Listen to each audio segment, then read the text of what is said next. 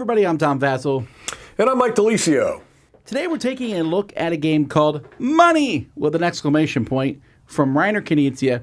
This is a game that's been out for a couple decades now, but this is a new version from All Play Games. Now, this new version is essentially the same game as it was before. They added some silver cards, and they added a rule for two-player games. Yeah. Other than that, it's kind of the same, although they made a major graphical change, which we'll talk about in a second.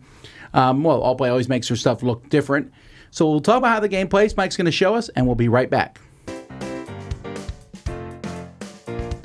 In the game of Money, you have 7 different currencies that all have the same distribution.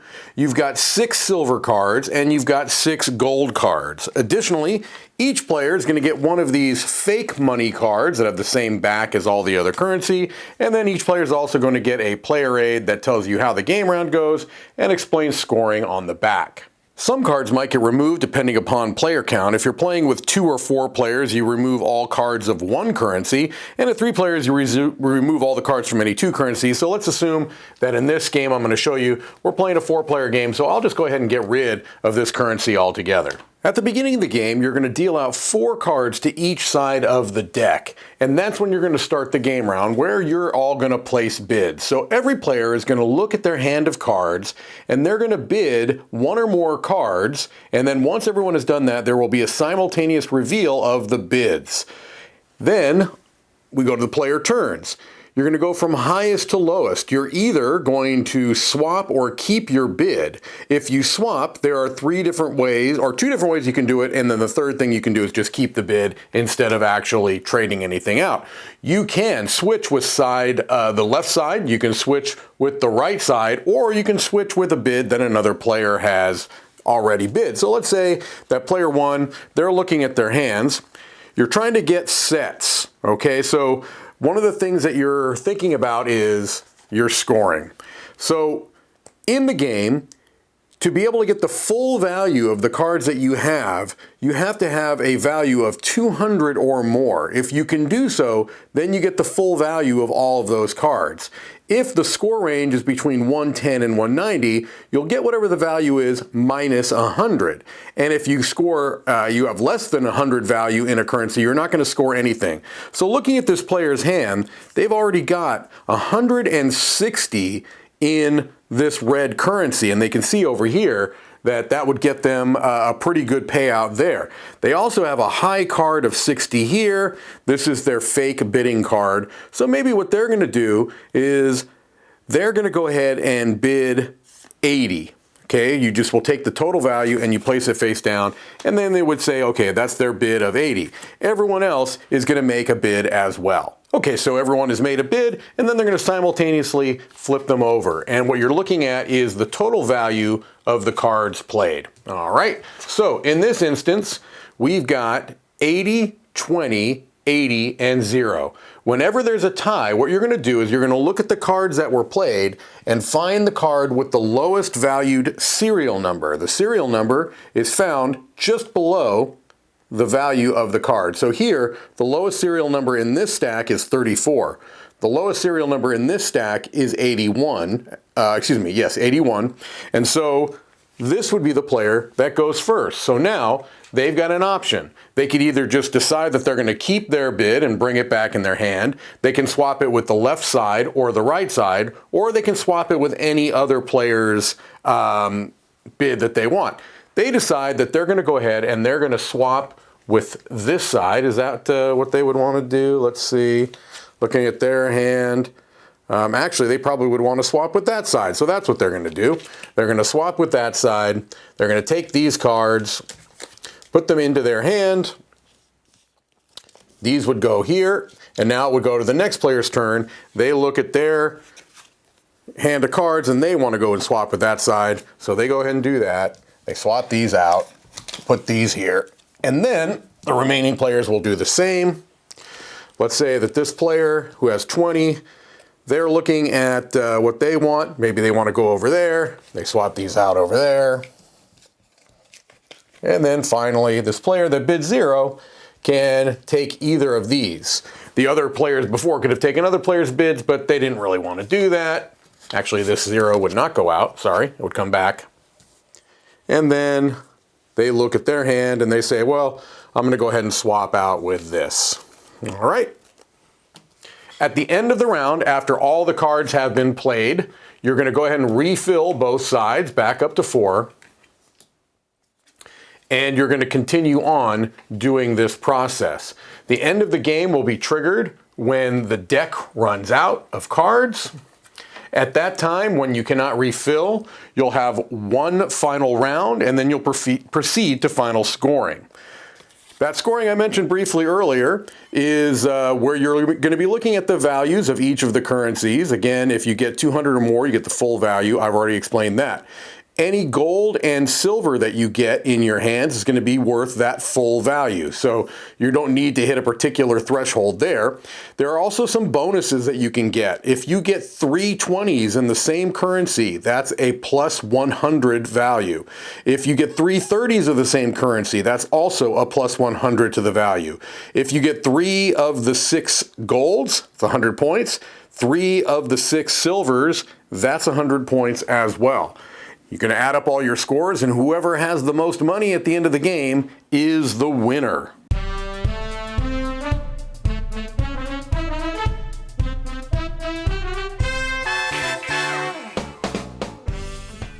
Okay, let's talk about how it looks first. And the only reason I bring up how it looks is because I always liked money in the past, that the game looked like real money, with the obvious distortion because it was a card as opposed to the size of money. So you weren't going around trying to start your own counterfeit ring.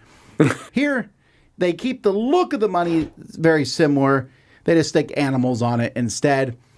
It's probably for the best in the long run. I did have a soft spot for that realistic looking money. I don't have a strong opinion either way, but that is the main change.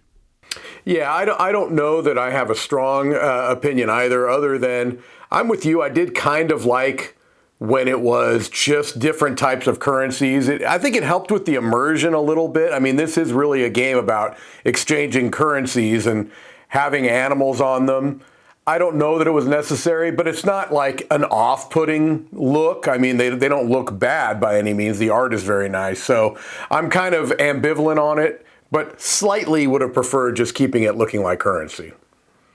The game itself is one of the most basic games that you can make. So there's a lot of games out there, and Reiner Knizia has several games out there that are almost one mechanism, and this is kind of in that grouping where the cards that you're bidding with are also the cards you're winning.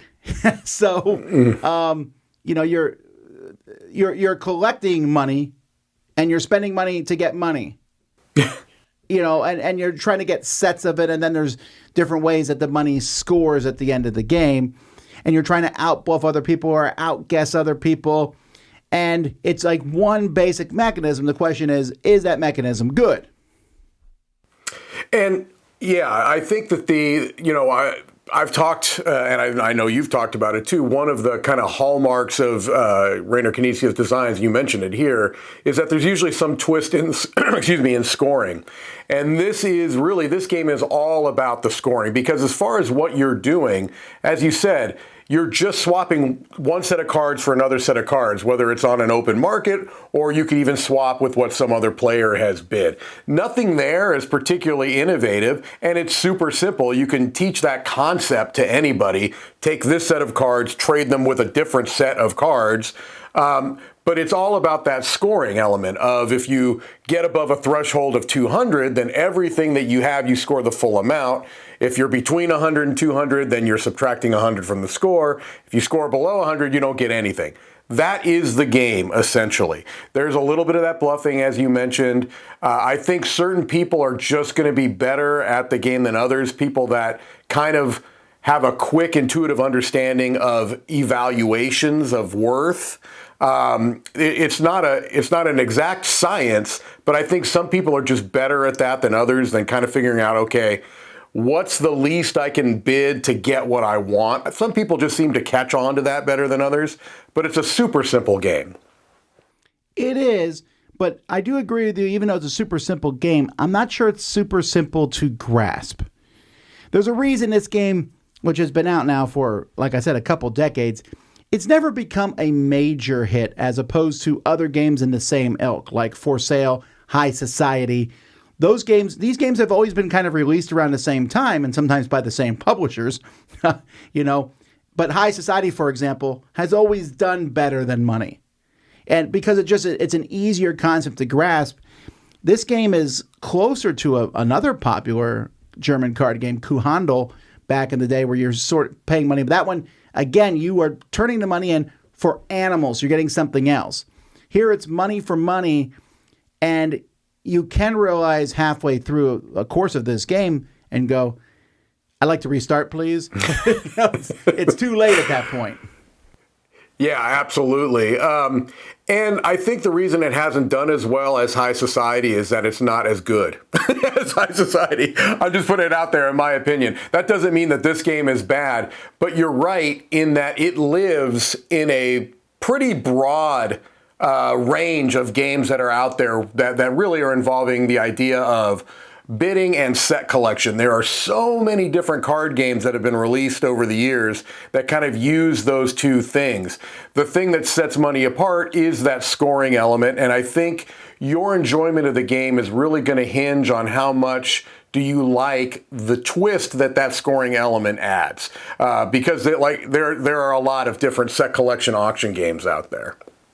Yeah, so I like the game fine for me. This is a 6. I'll play it.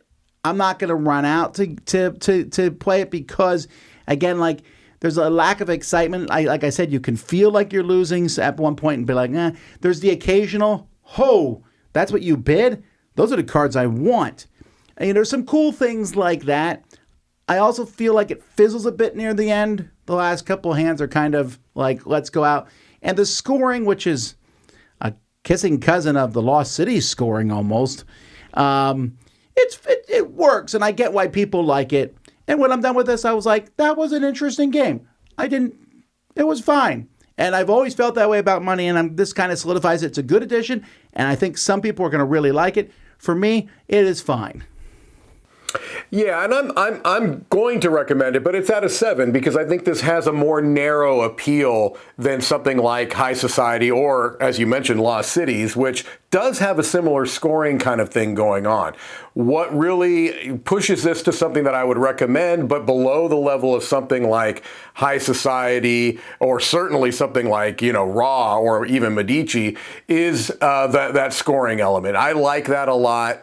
I do think that adds another level of decision making without adding much in the sense of rules complexity. So a 7, a game that I like, but it's hard to choose this over some other games, even by the same designer, that does similar things. There you go, folks. That's Money. I'm Tom Vasel. I'm Mike DeLisio. And this is Money, Money, Money.